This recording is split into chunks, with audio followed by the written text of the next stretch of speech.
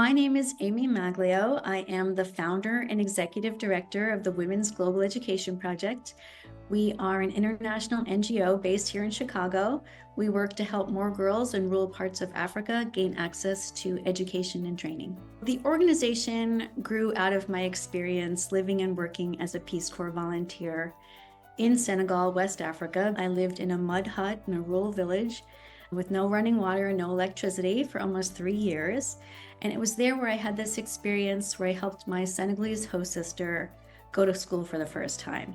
I thought about all the girls that I knew in that situation who were not able to get the education that they needed to be able to help themselves. So 21 years ago, around my dining room table, I founded Women's Global. Our first year, we helped 10 girls get into school for the first time. Fast forward to today, we've helped over 50,000 boys and girls gain access to education and training.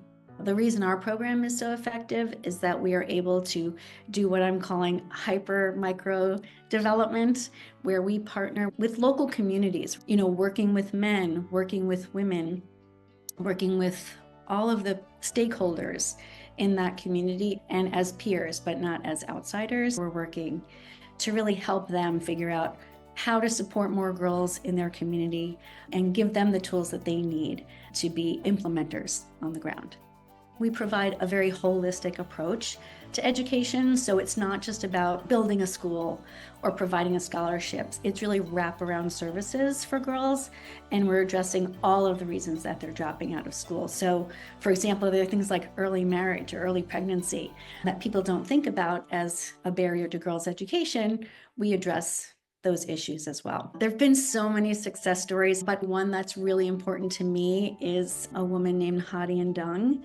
Her parents had separated, and when she was younger, she even struggled to get into school and take exams because her father was the one that had her birth certificate and wouldn't give it over to her mother. And then when she was in high school, she became a recipient of our scholarship program. She went on to university. She had to come back to take care of her mother. And then she found our program still working in the community, and she wound up getting a job as one of the leaders. And right now she leads a girls' leadership program in the community. And so I've just been able to see her grow into this amazing role model, and the girls love her and they call her Aunt Tata Hadi, and she's like their godmother and someone that they can really confide in and relate to. The Chicago community has really helped and shaped our work.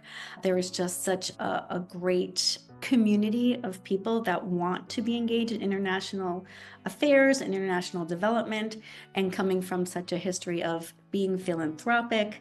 And the council has just given me, the platform to get the word out about the work that we're doing in international development and girls' education. Being part of the Emerging Leaders program has been really impactful for my work. When I was part of the program early on, I was still working from my home, pretty much on my own. And so this allowed me to get out of that space and really meet other leaders in Chicago who were tackling similar issues from corporate, from local nonprofit angles, and really come together and share experiences was really critical for me. And I've met so many people who I'm still friends with today and who are also supporters of the work. Here in Chicago, there are a lot of international development issues that you can get involved in. So I encourage you to support those initiatives, to continue to come out to learn more about why they're effective and what they are doing in the world, and to join us in a great impact that you can have. Every time I go back to the field, I meet girls who say without this program, they would not be where they are today, whether that be in the 8th grade, whether that be graduating from university, whether that be a teacher or a lawyer or an engineer or a midwife in the community. So that really inspires me. And also what inspires me to do this work every day is being able to support those leaders on the ground. They have taken this organization and these initiatives to new levels that I never even thought were possible.